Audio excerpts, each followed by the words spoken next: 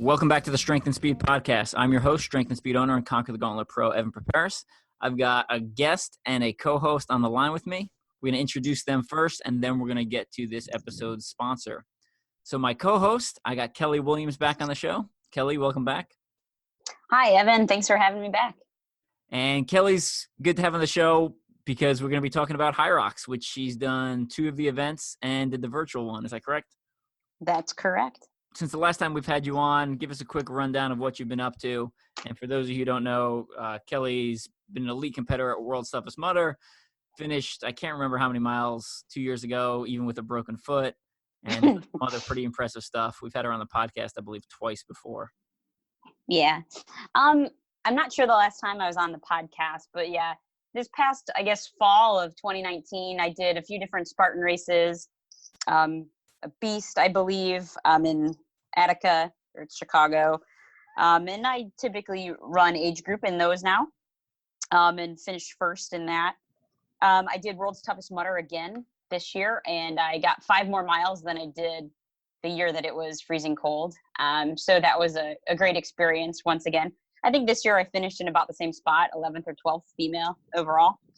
And then in 2020, I have actually gotten to race like 3 times. It was very exciting. I did Chicago HYROX at the end of January, a trail race in February, and then another HYROX event in Dallas at the end of February. In Chicago, I did the open category at HYROX because this was my first time doing that event. And I finished first in my age group and then second female in the open division. So then when I really got the bug, so when Dallas came around, I was like, I want to race pro.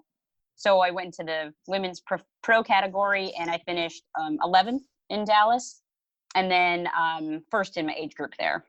Nice. Yeah. Cool. Well, let's bring on our guest. This episode is going to be a HYROX heavy episode, but we are going to be talking about some more traditional obstacle course racing towards the end. So joining us also on the podcast, we have Morgan Schulz. Morgan, welcome to the show. Hey, thanks for having me, Evan. So if you don't know Morgan, kind of new to the OCR scene in the last couple of years, but has already made some pretty big waves and pretty big impact. So I'm going to read you a couple of her highlights, and then we'll get into talking to her a little bit more. So she finished 7th at the Spartan North American Championships. So top 10 finish there, very impressive. 4 first-place finishes at Elite Spartan races, 3 second-place finishes, and 1 third-place finish in 2019. So that's 8 podiums overall, 2019.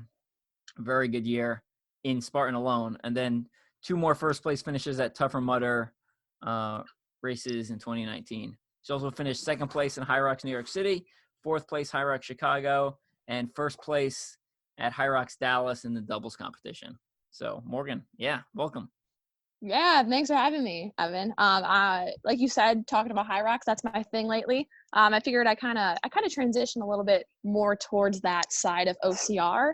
And once I heard about it, I kind of, like bit the bug. Is that the right term? I'm not sure, but You got bit by the bug. The bug. I got okay. The bug bit me. There we go.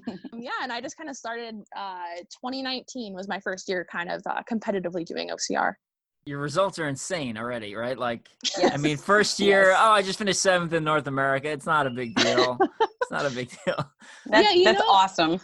Thank you. That was my first beast I ever did. And after I would say the first 2 miles, I went out probably a little too hot. And I remember I found myself running next to Lindsay Webster. And I knew that at that point, like, I was going to die. So it was like, you just have to hold on like 10 more miles. And I held on pretty well. The only obstacle I failed there was the spear, just like most of my other races. But a lot of ladies were failing the spear too. So I found myself the top 10 towards the latter half of the race. And I kind of just held on and I surprised myself for sure. Yeah, that's wild. I mean, there's not many people who can even make the statement, I found myself running next to Lindsay Webster. I mean, it's just like, it's just not a common statement across the board for, like, not just for females, but across the board for like athletes in the sport. So. Yeah, it was surreal, but at that moment I knew it was not the smart move to continue running with her. I gotta admit. All right, well, I want to know a little bit more about you, because I feel like, again, you've had all these impressive results, but I feel like I don't hear your name talked about as often as some of the other top ladies in the sport. So let's talk a little bit about your background. You know, what did you do in college, or are you still in college? I can't even remember how old you are. So I I graduated college in 2019. Okay, so I was close. Yeah, and I'm going back to school again in the fall. So I'm kind of in this like transition period. But in undergrad, I ran track and cross country at my university, and I ran for 3 years. So actually, to back it up a little bit, in high school, I did all the sports basically. So I did tennis 1 year, I did soccer, softball, I did basketball up until high school. And then ultimately I found track and cross country. And up till I was like 15 or 16, I didn't really think it was possible to compete in college just because no one in my area had ever really done it before.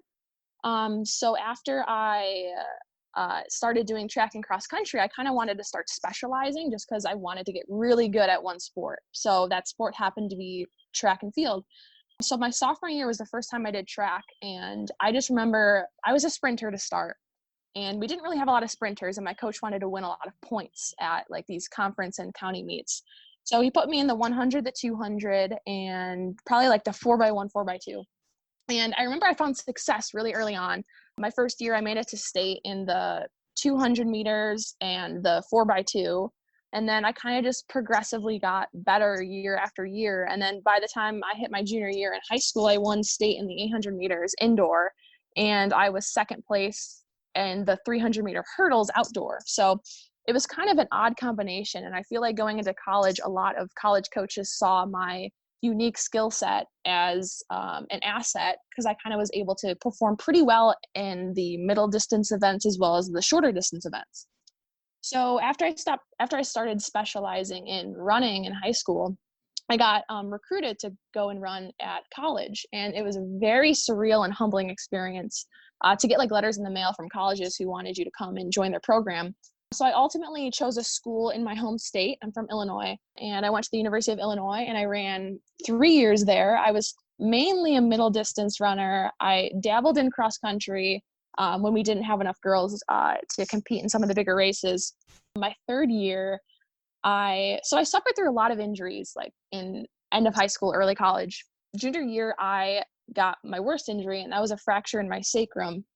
And yeah, that took me out. Well, actually, that ultimately took me out of competing like forever. So I went to the doctor, and they said, like it's not safe for you to continue running anymore just because you're getting all these injuries. So I was done. So after my junior year, I couldn't run anymore. I had no more eligibility in the NCAA. I had to sign a medical hardship form and everything. So yeah, so I stopped running my junior year of high school, and I just take like 6 to 7 months of just doing nothing. So that was a pretty like self-revelatory experience, because I kind of just, thought of myself as only an athlete for like a better part of a decade. And after that time period, I kind of had to reassess who I was as a person. So that time off was kind of a blessing in disguise. When I finally got back into kind of slowly exercising again, I knew I wanted to do CrossFit just because I followed a lot of CrossFitters on Instagram. And I just thought like they looked cool and like fit and like shredded. And I was like, I kind of just want to do that. So after about a year after my injury, I just started getting into CrossFit, and I loved it. But I also missed running a lot. And I mean, I was a pretty talented runner, and I kind of had two interests I knew I wanted to combine into a sport. So I was doing CrossFit now at this point. I was maybe 21 years old, and I was slowly starting to run again, maybe like 10 miles a week. And then I signed up for my first Spartan race at the end of 2018 with my sister, just for fun. It was a local Chicago one, I think Richmond, Illinois. And I just fell in love with it. I knew this was going to be something that was going to get me back on my feet, to start training again. So I dedicated that winter to start training for these obstacle course races. And then came 2019, I ran my first competitive one in Texas and I got second place. And then after that, I just knew that this was kind of like my second chance at athletics, basically. And then when I found HYROX, I think my coach told me about this competition. I knew like it was exactly, I listened to a lot of podcasts, and I know that Bracken Crocker mentioned one time that he would have been the national champion in a mile race, if they had 10 pull-ups after every lap. And I totally agree. And I feel that because I feel like I was a very well-rounded runner. Like I wasn't just good at running, but I could do a lot of other things. I love lifting and all this stuff. So I found myself, so now I'm kind of just encapsulating all of my interests into OCR and HYROX. And that's where I'm at today. Awesome. Well, there's a lot of stuff I want to dive a little bit deeper onto in all the things you said. But first, there was a statement you made in there that we actually talked about on the last podcast, where I was talking about how there's not a lot of runners that cross over into OCR. Or, I mean, there are, but I expected there to be more than there actually are. Mm-hmm. So why is it that you crossed over and some of these other people are not crossing over? They're just staying with their track or cross-country background. Yeah. So I think for me, the reason why I crossed over was because I knew I wasn't going to be able to really run at a high level again, just because I was getting injured so many times in college and high school. I kept getting stress fractures. And I just felt like if I were to continue running like a high mileage, that I would just keep getting injured. So for me, I kind of felt like I needed to do something a little bit different than just run. So instead of just doing these like linear movements of just running and pounding the pavement every day, I kind of wanted to transition over to something that used more dynamic and more strength-based movements. So I personally transitioned because I didn't really want to get injured anymore. Not that I ever reached my ceiling, I don't think, when I was a runner, but I mean, I was kind of getting burnt out also. I mean, competing at the Division I level, it was a full-time job, like for all 3 of my years. I mean, it was 20 to 25 hours a week that we would train. So I was getting a little burnt out of just straight up running. So I kind of wanted a little change in pace. And in regards to other people, honestly, I think runners are pretty stubborn. Like if you want, if you, like, for an example, I have a friend who's an amazing 5K runner. I think she can maybe run like 16 minutes. This is a girl. And she is so like single focused on just improving her running times that I think for her to transition over and doing something that's way out of her comfort zone is just something that she's not willing to do, at least right now. So I feel like for people, it's a little odd for people to transition over, at least when they're younger, to OCR or HYROX, because I feel like people want to live up to the potential in running before they decide to move on to something else. Okay, that's a pretty good answer. That's what we kind of discussed on the last episode, referring to like people as purists and not wanting to. Yeah. And then you kind of also reminded me of, if you're coming from a 5K background and you're really good, and then you're like, all right, now I'm going to switch sports and go to something, and you might, even let's say you just do it once for fun, you may find you're not very good, right? Like you can't do something like monkey bars. And I think a lot of runners lack complete upper body strength where they can't even do something that any of the 3 of us would be like, oh, well, that's easy. That's like basic OCR maneuvers. Oh, for sure. Yeah. Yeah, when we would go in the weight room maybe once or twice a week when I was in college, and our strength coach would try to get us to do some pull-ups. And it was just the funniest thing to see these like skinny cross-country girls and guys who could barely hang onto the bar, let alone pull their bodies up.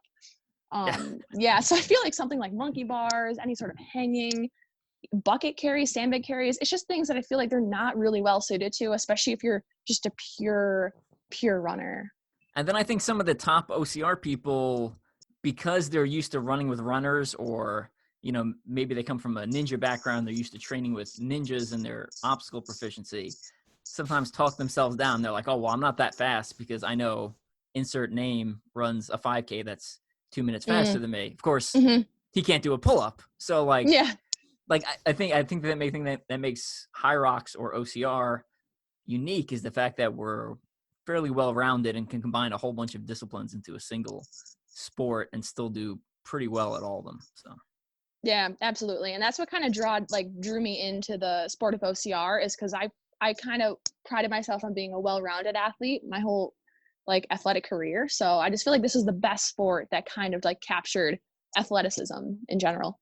I agree with, the all around athlete for that. And I had kind of a similar, history with like doing CrossFit, and I was pretty decent at it. I'd do some local competitions and stuff, but I would always get schooled on the 1 max lifts or the clean ladders or the deadlift ladders. I could just never pull the weight that some of these other women did. I'd actually done a few OCRs before I got into CrossFit even, but I had already been kind of cross training like that. And that's when this word HYROX came about. I heard it on some podcast. I'm like, what is this? Running and like gym type and CrossFit type of stuff in between. And I'm honest with myself, my abilities in OCR, they're always the ninja stuff that I struggle with. So the HYROX was kind of like the perfect thing for me to really go after and look at, because I can run and I can lift and do things, but I'm not real good at some of the technical things in CrossFit, like their gymnastics moves, and then some of the ninja stuff in OCR, I tend to struggle with a little bit too. So that's why I thought HYROX was just really cool. And then I met you in Dallas because I remember hearing that you guys were going to do the doubles and then do the single competition right afterwards. And I was just in awe. I was standing there. You guys were like still breathing hard, and you had to go do the pro women's division, you and Callie. And I remember talking to you guys afterwards. I was just in awe. I was so excited to see like 2 women go after it like that. There's no man out there that did that day. So I just thought that was it was so cool to see you guys do it too. After that day, I could not walk for probably like 6 days. Like it just destroyed me. Like, and would I do it again? Probably. So I realized that we may be talking over some people's heads, because some may not even be familiar with the details of HYROX. Like when it first came out, I just assumed it was like a TMX type thing where it's like workout stations and only like a mile long. So Morgan, explain what a full HYROX event looks like. Sure. So just kind of an overview before I get into the details.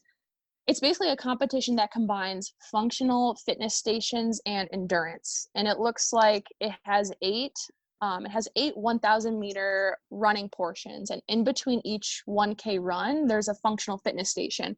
So you're going to start the race and you're going to run 1,000 meters. And that's typically a few laps around like a convention center or something, depending on where it's set up. And then after the 1,000 meter, you're going to go into the center portion of the convention center and do your functional fitness station.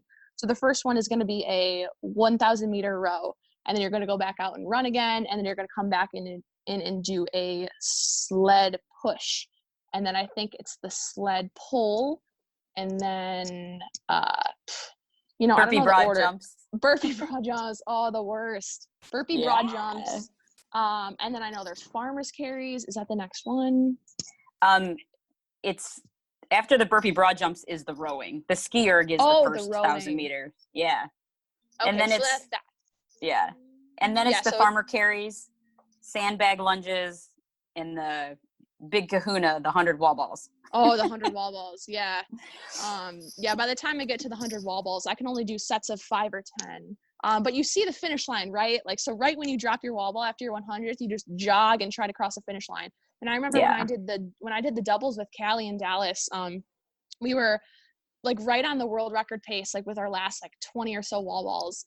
And after the 20th, right after I finished it, dropped the wall ball, and I remember I couldn't physically move anymore. So I just kind of like ran to the finish line, and then when we finished, we found out we missed it by a few seconds. So that was a little disappointing. But yeah, I mean, we have some plans for the future to try and come back and take that record. Seeing you guys do the doubles competition, I'm definitely going to dabble in the doubles this year as well. I think with mixed, though, with a co-ed team. Yeah, I mean, it was so fun, and the crowd there is cool. It's a very spectator friendly event. Unlike some OCRs, you can see the whole thing the whole time. So Yeah. super hyped up the whole time, and we had a blast. Yeah, I mean, it's an interesting format. I think if OCR ever wants to be like live televised, it has to do what HYROX does, right? Where like all the obstacles are in the center of a Yeah. convention area, and then you just do a lap on the outside. You come in the middle, do an obstacle or two.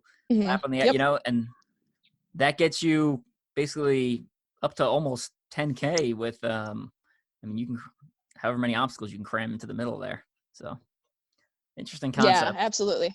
Yeah, love the concept. Very spectator friendly. And yeah, I mean, I definitely recommend it to anyone who's just slightly interested, because they change the weights depending on what if you want to do the open wave or the professional wave, the weights are different depending on which one you sign up for. So, I mean, you can tailor it down to your needs and your fitness level, or you can go with the big boys, big girls and push that heavy sled. There was definitely some technique that I had to relearn at my second time doing it. So the first time, like I said, I did the open and I did okay, but I knew that going to the women's pro division, the weights go up exponentially. Oh, and yeah. I really had to, because I'm not that big, you know, none of the women ever are, but to put the sled push is about, I think 340 pounds. Mm-hmm. And then the sled pull is about 230 pounds. So I knew I had to have a different type of technique to push the sled instead of my traditional way of doing it. So I tried all different ways, and I would time myself. And so it was fun learning how to do things more efficiently, just like with OCR.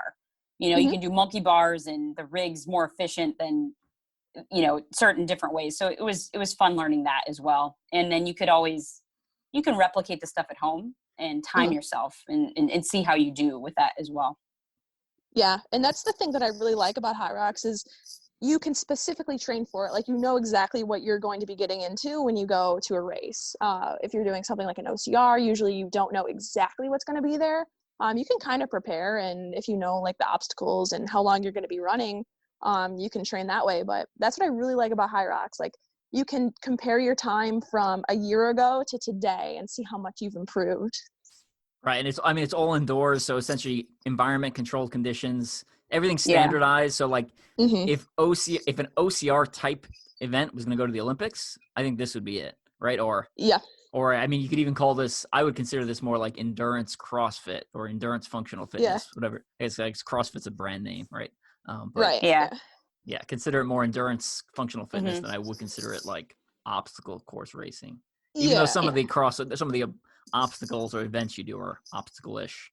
So they do a really nice job with ranking system too. You know, everybody is into stats and data and those sorts of things. So I mean, you can look up where you've ranked in just your 1,000-meter row or your burpee broad jumps. Like every single event is you're ranked in. Like you're ranked overall. In the pro, you're ranked overall pro age group. You can be ranked like, what did I do fastest at? I knew I was really good at burpee broad jumps. So I was like, I got to get in the top 5 of the burpee broad jumps out of those women. You know, so you can look up things like that. And then you can look up your rankings worldwide. Where did you end up? Like me against women from Germany and wherever, Switzerland or something. So you can see where you rank. And that type of, I mean, that's marketing and all that good stuff, but that's awesome feedback for people. So I know OCR struggles with ranking because there's so many, you know, different brands. Well, not so many anymore, but I think that's part of the draw to it as well, as they do a really nice job of ranking and data that way. Yeah, and my 2 cents quickly on that is I just love the fact that they give you splits on like exactly how fast you were at each station. So I know that personally my worst one is the burpee broad jumps. Super slow at those. I don't want to make excuses, but I'm really tall, so it's hard for me to get down and up. Right. And that's my best one because I'm very short. So it's cool because I know in my first one I did in New York, I was just horrendous at the burpee broad jumps, but I knew because of that data point that that's something I could take a lot of time off on. So by the time I went to Chicago and then Dallas, I slowly but incrementally improved on that specific workout station. That's super cool. I like that. Now, with COVID-19 and all the cancellations been going on, I haven't been following HYROX, but I'd imagine everything is postponed or canceled. What's the plans for HYROX? Is there anything that's currently active on the schedule? So starting in the fall. Yeah, exactly. So their first race is this September in Los Angeles. So right now it's still on, but I'm not too sure if there's going to be an update on that. But yeah, their season starts in the fall and then goes until early spring. It'll go until early spring of 2021. Okay. So yeah, I mean, and I know Kelly can talk more about this, but I know they just had a virtual HYROX at home competition. I didn't partake in it, just honestly because I didn't know it was happening. And I would love to do it if they do another one. But yeah, so they're kind of integrating the community a little bit by doing stuff like that. Okay. Yeah, the HYROX at Home series I thought it was pretty cool. It was something to keep me on track. Just something to look forward to each week and to compete against yourself. But again, they give you rankings and age group and overall. And it was a 5-week series. And each week you would get a workout and then you submit your scores. And if you were in the top 10 overall, then they made you submit your video of it. Mm-hmm. So I was in the top 10 several times just overall with the women. I didn't think I was going to be. And then I get this email, Kelly, we need your video submission. I'm like, oh, okay. So I redid a few of them. But then after that, I just kept recording them, knowing that I had to submit the video for proof. So, I mean, people could have cheated a little bit, I'm sure, on some of their reps or not going quite low enough, but they were very challenging. Some were 6 minutes long, some were 20 minutes long on the series. And then at the end, they had the top 3 people, top 3 men, top 3 women do a live showdown, that was on YouTube. And it was commentated. It was done really well. It was super fun. And that was interesting to watch the people then. And if you were lying at all with your scores, it would have showed on live TV or on live YouTube, that's for sure. So it ended with that, and they gave away like a ski erg and all sorts of other prizes. Yeah. Just for this at home series. I mean, and it didn't cost anything to enter, nothing to enter. And there was 5,000 people that entered it. And they said that about 2,500 were like new to HYROX. They've never done it before. So I don't know where they pulled all those people from, but most of us were competitors at a HYROX, and that's why I knew about it. Yeah, it's probably CrossFit people or friends of HYROX and friends of CrossFit people that were like, oh, online competition, I'm in. Right. I watched it and it was so professionally well done. I loved the commentating that they got MK on there, who was the previous world record holder.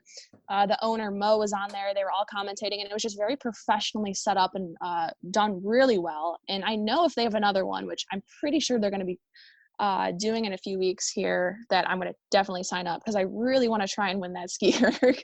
That's something I was like, ski erg. I'm like, that is insane. Like, what an awesome prize. It's way better than like, here's your t-shirt and hat. Like, we're going to give you a ski erg. So 100% going to sign up. And it was worldwide too. There was, Americans there. I think there was, Lauren, and then a gentleman from Chicago. There's a guy that won.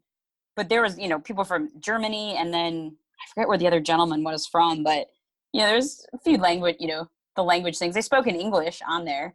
But it was interesting that way too, very international feel with all of that. And my daughter and I watched it together, and we still, whenever we work out together, if you watched it, Morgan, when Mo says, burpee time, it's burpee time, everybody. There's this one workout. Yeah. One workout, Evan, where every 60 seconds they had to do 5, just stop what they were doing and do 5 burpees. And so the commentator would come in, and he has this Germanish accent, and it was just hilarious. He must have said it 80 times, I swear. Yeah. And so I never say burpee without an accent anymore. So, thanks to Mo for that one. That's funny. Yeah. Give us a couple examples of some of the workouts you had to do for it. Give me a sec. I got them pulled up here. I knew you'd ask me that. So the first one was called All You Got. They had names for each one. So it was 2 minutes of max effort burpees, 1 minute rest. And then it's 2 minutes of max effort air, like an air squat, 1 minute rest, 2 minutes of max effort sit-ups. And those were like the butterfly CrossFit style sit-up, 1 minute rest, and then 2 minutes of max effort lunges. And then your score is your total reps. So that was All You Got. Workout number 2 was called How Far Can You Go? So this one was the worst. It was, you set a running clock, okay? And on minute 1, you do 10 air squats and 1 burpee. And then on minute 2, you do 10 squats and 2 burpees. Minute 3, 10 squats, 3 burpees. Minute 4, 10 squats, 4 burpees. And you keep going up in minutes until you can't finish that amount of burpees within that minute. Oh. So your burpees get, you still have to do those 10 air squats and then you have to finish all those burpees. That one, I almost made 19 rounds. I mean, you're sucking wind as hard as you can. That one was probably my least favorite was that one. At the beginning, it's simple. You do 1 burpee, but at 19 minutes, you're gonna be gassed out. And then workout 3, I'll give the other one. It was 50 shades of home workout. So this was like a 4-time. It was 50 sit-ups, 50 squats, 50 push-ups, and then 50 bar over burpees. And they gave you the specific height it had to be that you had to jump over. So again, it's all body weight stuff or things you can do in your home without equipment as well. That was the premise for it as well. But these are all out. These are all out red line efforts, the whole time. Yeah, I was gonna say I don't think I'd actually be very good at these. I'm hearing a lot of burpees. That's something I need to work on. and jumping lunges. Ooh, lots of jumping lunges too. Yeah, those are the short burner workouts are always the hardest. Oh yeah, we did tuck jumps. We did jumping lunges, burpees. You did these different kind of sit up things. And then there was like the 20-minute AMRAP that had jumping jacks in it. And you really like jumping jacks. You do 50 jumping jacks over and over and over again, your calves get a little pumped out. So it was like 50 jumping jacks, 50 squats, 50 jumping jacks, 40 burpees, 50 jumping jacks, 30 lunges, 50 jumping jacks, 20 sit-ups, 50 jumping jacks, 10 push-ups. And then you keep going for 20 minutes. However, and there's some people that got in like 3 rounds. I got like, or 4 rounds, I almost made it 4 rounds. It's something like that, but it was, they were all out red line efforts to be competitive. Now, Morgan, I want to know a little bit more about your training. Obviously, you have a long history and background of running, and then it sounds like you had a nice periodized section where like you were, or a couple months or years where you were focusing on CrossFit. Now that you're focusing on HYROX, what's your weekly training schedule look like? So previously to COVID, I was doing about 3 days a week. I would just do low intensity for an hour to an hour and a half, just running. I would get on the rower or I would go on the elliptical or the bike. I would just do low intensity, moderate heart rate, just sessions where I was just kind of grinding it out for a little bit.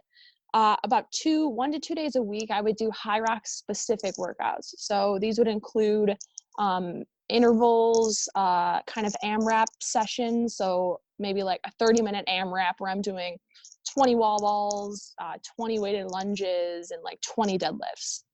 So just kind of specific HYROX type workouts. And then also a few days a week, I would still incorporate like some CrossFit movements. I still want to like improve my CrossFit. So I've been working on trying to snatch.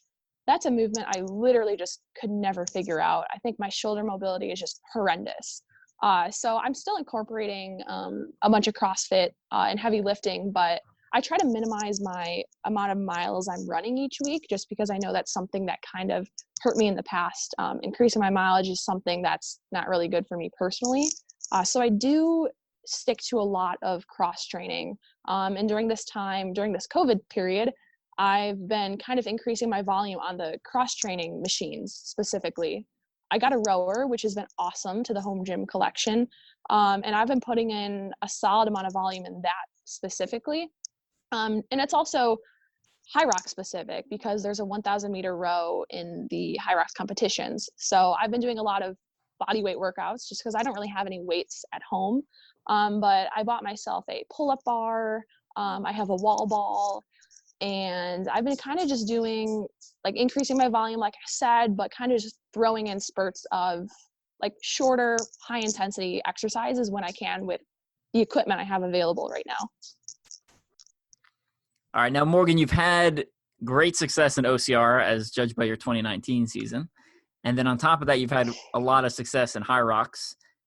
What does the future look like, assuming everything goes back to normal and we start racing again? Right. Yeah, I'm hoping that too. I would say for the future, I'm going to try to focus a little bit more on HYROX, I think specifically. One of my main goals for the 2020 or 2021 season is to do another doubles competition with my partner, Callie, and we really, really want to try and get that world record. Back in Dallas, when we tried to break it the first time, it was broken that same day in Germany. And which was just insane because in our minds we had this goal set that we were going to try to break 60 minutes, which was around the previous world record, and we had to shave off 3 minutes from that original goal. So now that we kind of know how the doubles works in regards to the HYROX competition, we want to go back and try and get that world record. And then also individually, I'd like to continue doing HYROXs, and then also focus on some Spartan races, but kind of do things that are more up my alley. So I'd like to do the stadium series. Like, I don't know if that's going to be a thing in 2020, but I guess when 2021 comes, that's kind of something I'm looking at more. I did a stadium this summer or this past fall, and it was just so fun. Kind of similar to CrossFit or HYROX, where it was just first running and then a fitness station. So I feel like I'm going to try to do more things that kind of are up my alley and fit my interests and strengths a little bit more. Sounds like a great plan. I think that's a very smart move. I mean, you've had a lot of success at OCR, but with HYROX, I think you're, next level on top of the already high level you're at OCR, right? I think that's a better move for you. So thank you. I'm looking forward to see what things you can do in the future, and I think I can't wait to see where you take this and the things you accomplish. So that'll be exciting.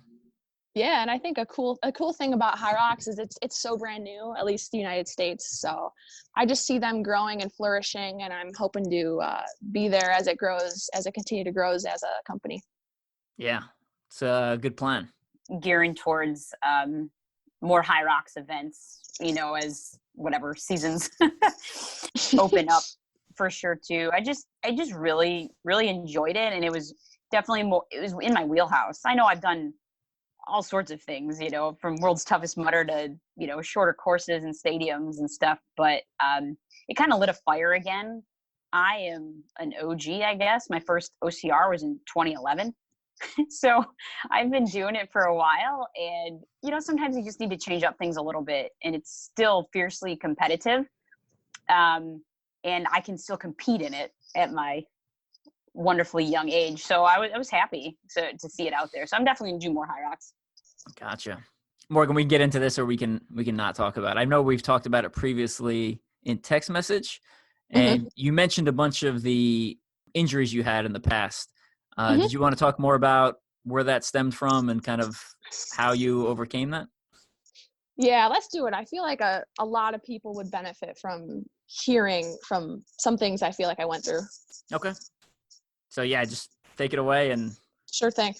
So when I went into college, I knew that I really, really, really wanted to be a Big Ten champion. Like, that was my main goal. Like, when I got recruited to start running at the University of Illinois, I had coaches and they were phenomenal. And they told me that, when I step foot on this campus, they're going to do what they can to try and make me a Big Ten champion. And I really, really believed in them, and I believed in myself, and I had a lot of confidence in my ability as a runner. And what I realized is I had teammates who were also very talented runners. One of them was an All-American. She was a 5K runner, a 10K runner. And I really looked up to her as a source of inspiration. And what I realized is all the good runners in the NCAA, like all the good distance runners, were generally a little bit smaller than me. Like I was never like a petite person. Like I always carried a little bit more muscle than a lot of other distance girls. So what I started doing was I was like, if I want to be a fast runner, I'm gotta have to be smaller basically. And my physiology wasn't really meant to lose all the muscle that I kind of had on my body. So I started kind of restricting my calories like pretty slowly my freshman year. But by the time I went into my sophomore year, I went to the Olympic trials in Eugene, Oregon, just to watch.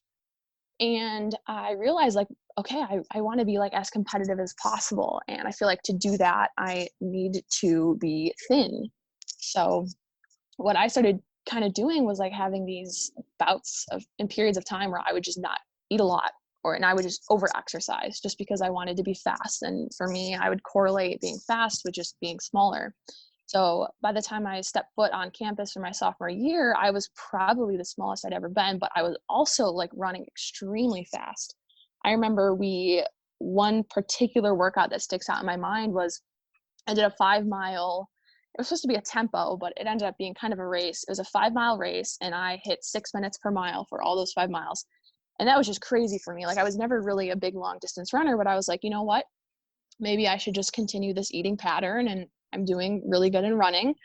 But because of that, like because of how I was treating my body, I started to get a bunch of injuries. So my sophomore year, I had I think a stress fracture in my metatarsal. And then I would just take time off, but I would just cross train excessively, not nourishing my body as well as I should have. And then when I would come back to training, I would just go back to my bad habits of not eating enough and then get injured again. So then I got a stress fracture in my shin, and then another one in my shin this summer going to my junior year. And then I started to kind of realize like what I was doing to myself.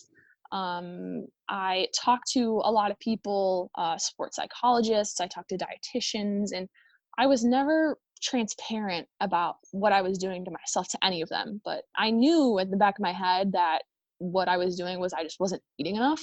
And that's part of the reason, or probably a majority of the reason why I was getting injured so much. But no one knew because I kind of just kept it to myself.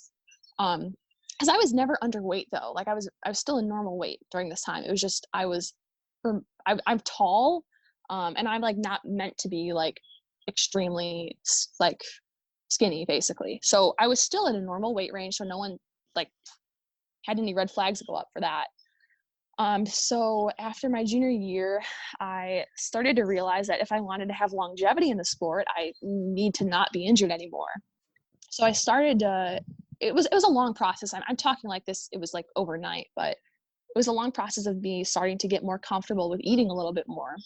And going into my junior year of college, I started to develop healthier eating patterns, but I still had lingering issues with injuries. And I distinctly remember doing this one workout on the track, and my glutes were really sore from doing 200-meter repeats. I remember I was getting ready to race a 600 meters indoors, and the last 200, like the last like 50 meters of our last 200, I just could not finish. Like my glute just like locked up. I knew something was really wrong. And I just told my coach, I'm feeling sore, something's not right. And then the next day I couldn't really walk anymore. And I was like, what the heck is going on? Went to our athletic trainer. Athletic trainer sent me to the doctor. The doctor was like palpating my spine area, my sacral area, and was like, you know what? Like you probably should get an MRI. So go to the hospital for like my 6th MRI of my college career. And they told me that I had a stress fracture in my sacrum. And I was just shocked because at this point I was doing everything I felt like I should be doing to get healthier, basically. I was eating more, I was training less, because that was something that I was just overly obsessed with training, because I wanted to be the best, and that's what I thought I had to do. So after that injury, the doctor told me that I wasn't going to be allowed to run anymore in the Big Ten. And I didn't even know what that meant, but I had to sign a form, and I lost all my eligibility because I got too injured. So there was a period of time, like 6 months, I couldn't walk. Like I couldn't do anything. Like I had to drive my car to all of my classes because I couldn't walk on it. I had to use crutches. This was in the winter time in Illinois, so there's just ice everywhere. I was so miserable, and I just kept thinking like, wow, I literally did this to myself. Like, if I would have treated myself better, if I would have fueled myself properly, if I would have just done what my coach told me to do and not do more, I would not have been in this position. So after about 6 months of just kind of like sitting, like literally just sitting and doing nothing, I started to realize things that I did wrong in college, like not eating enough, like not fueling properly, like exercising way too much. And I realized like if I were to ever go back into sports, that I would treat myself a lot better. Because at that point, I really didn't know that I was going to compete ever again, just because I was so injured all the time. So once I did start to slowly get back into the swing of things, when I started lifting again, when I started running again, very slowly, I knew what I had to do to treat myself better, because I didn't want to put myself in that situation where I was on crutches for 6 months. So it was a long journey of, I'm still going through it today, of just like trying to fuel myself properly, learning from all my past mistakes, and trying to help people if they're going through something similar.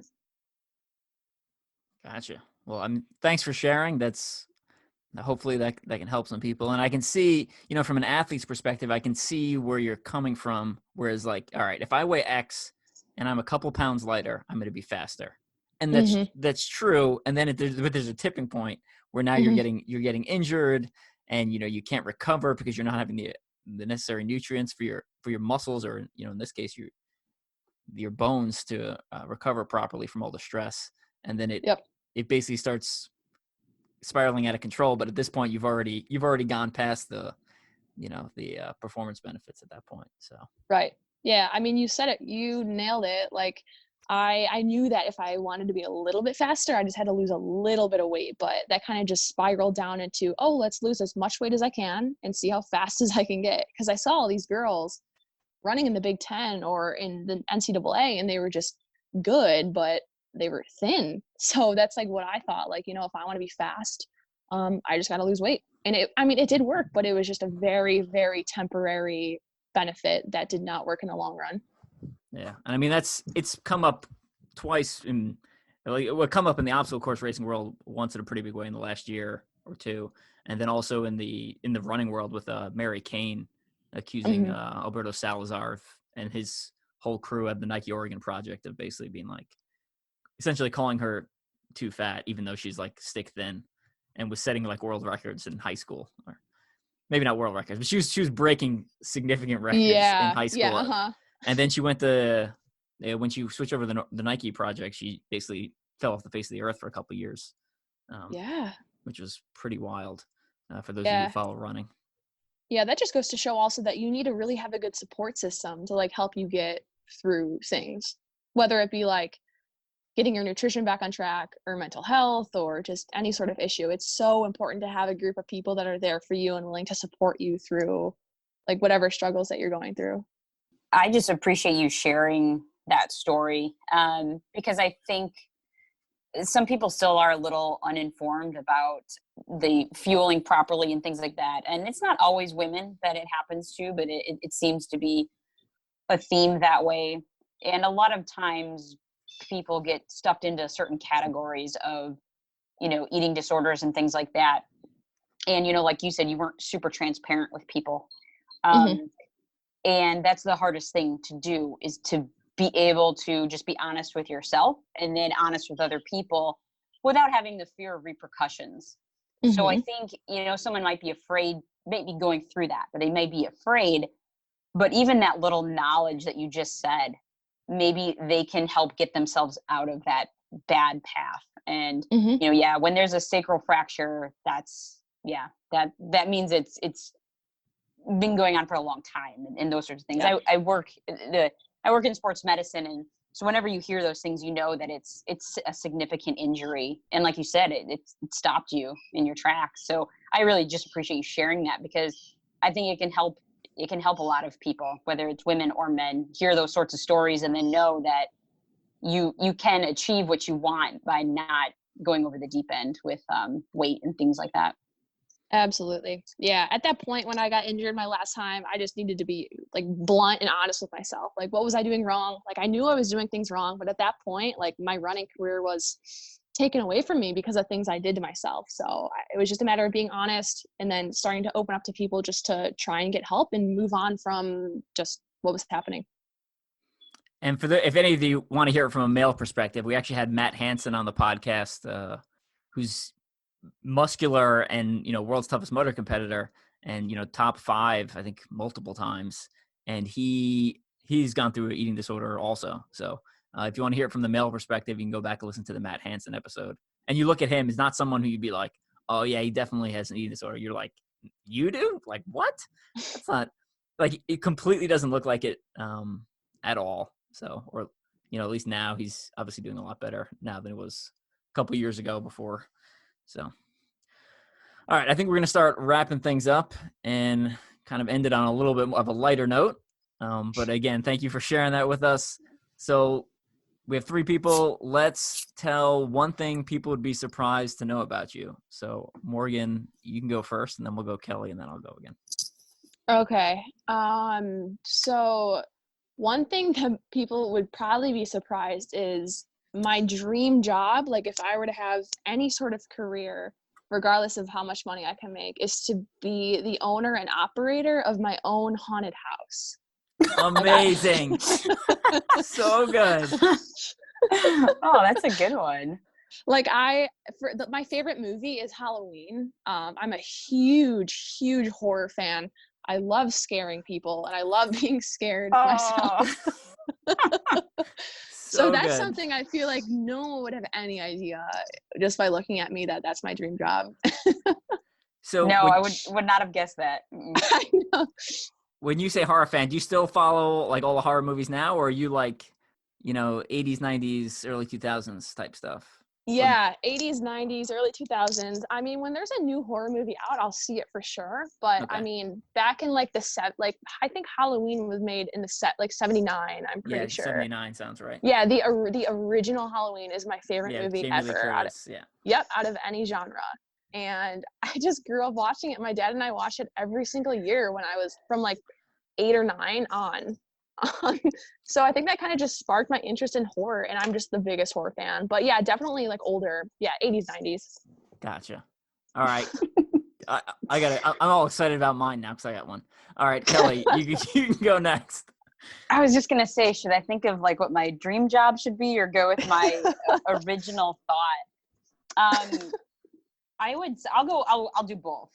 So I would say like my dream job would have been to be like in like videos doing like the backup dancing, or like on live shows, like doing like backup dancer for like J-Lo, or like something like that. I would have been a dancer on stage doing that. That's what my dream job would have been.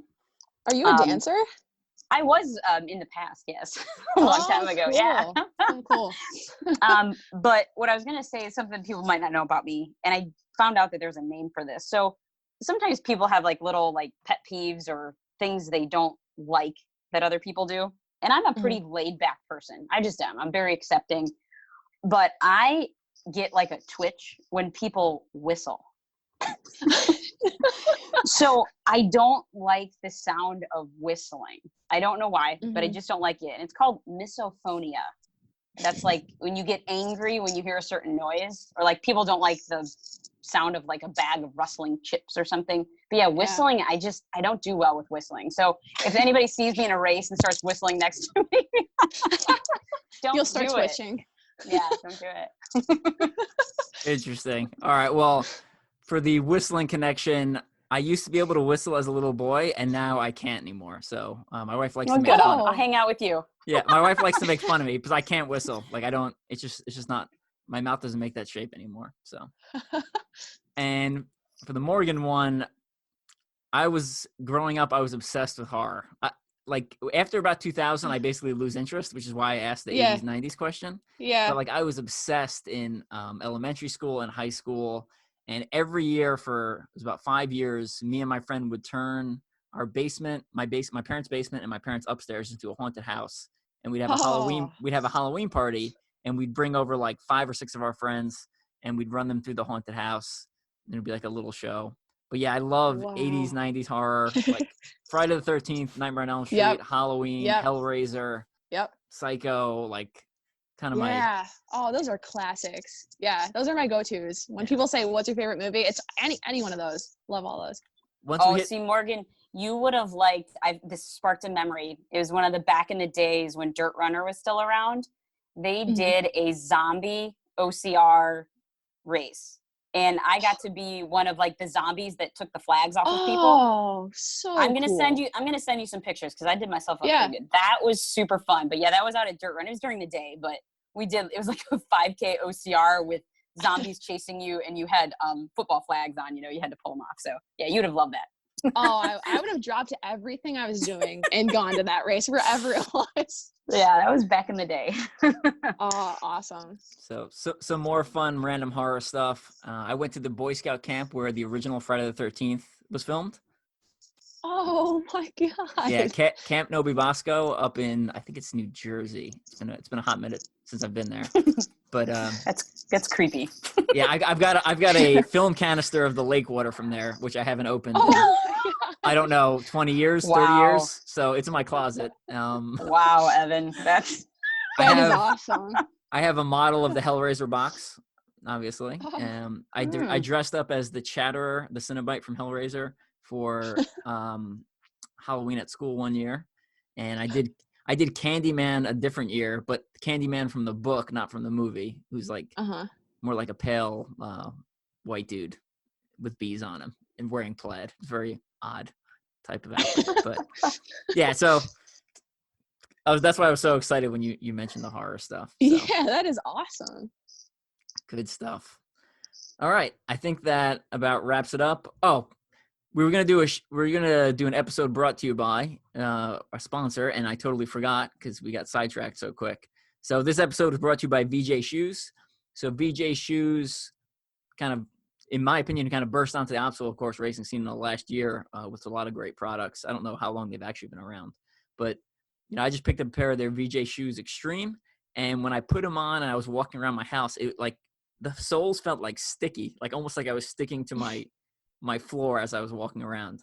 I've taken them for runs, fresh out of the box, basically up to 10 miles at this point with absolutely no issue. And I've been waiting for OCR season to kick back off so I can actually get a proper test and a full use of them. But so far, I'm really loving them. Yeah, I'd say when I first put them on, they felt a little bit narrow around my foot.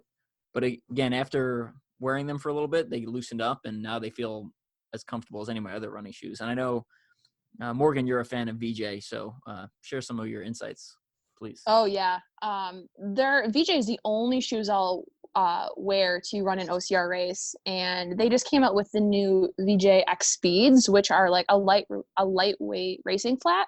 And I had the opportunity to race in them at the Dallas HYROX. So even in an indoor event, like you said, Evan, like the sole is just so grippy that I had no problem even pushing like a 340-pound sled on carpet. I had no issues slipping whatsoever. So regardless if you're running an OCR, if you're running a HYROX or a DecaFit, I think it's such a versatile, well-rounded shoe. And like I said, it's the only shoe I ever wear if I'm racing an OCR outside. Cool. And let's start wrapping it up. So before we go, we'll start off with Kelly. Any final shout outs you want to give? Family, friends, sponsors, etc.? I am an ambassador for Honey Stinger and FNX supplements. I definitely use both of those to fuel for all of my endeavors. I always want to thank my family for always helping out with putting up with my craziness. And then my Alpha teammates, Alpha Racing One, shout out to all of them. And yeah, that's about it. Have you had the regular honey from Honey Stinger, not like the supplement? Like just no, I've never tried the regular honey. Just get the regular honey. It's good. It's like legit, really good. Yeah. Highly recommend it. I use honey a lot, so I will try that. All right, Morgan, any shout outs, family, friends, sponsors, and where people can find you on social media? Sure. First off, shout out to VJ Shoes. Just like I said, the best shoe in OCR. Also a shout out to my mom because she throws the spear with me. We have the spear set up in the backyard. I taught her how to throw a spear. and she's been such a good sport about learning how to throw. Also, shout out to HYROX, because just recently I became one of their High Tribe ambassadors as an athlete for 2021. Oh, nice. Yes. So that's just a new thing in the making. Yeah, just shout out to everyone who's kind of helped me kind of and invited me into the sport, into OCR and HYROX. And if you want to follow me or my journey, you can follow me on Instagram at morgan.schulz. Cool. And as always, teamstrengthspeed.com has Blegmit Lights, Blegmit Extremes, and all of my OCR books for sale up there. Also have digital copies of almost every one except for Strength and Speed Guide to Elite Obstacle Course Racing. So digital and hard copies of those. And my biography, Ultra OCR Man, is available on Audible as well as digital and hard copy. And if anyone gets bored and wants to browse around Amazon, I just opened pre-order for something else I've been working on with the help of some friends. So you can go find my author page and click on some of the books I've written, and you should be able to see a sneak peek of what's releasing later in 2020. And I'll leave it at that. All right. Thanks again for coming on. It's great talking to both of you, and looking forward to seeing you both again once race season resumes. Yeah, All right, thanks for having us, Evan. All right. Thanks, Evan. Later.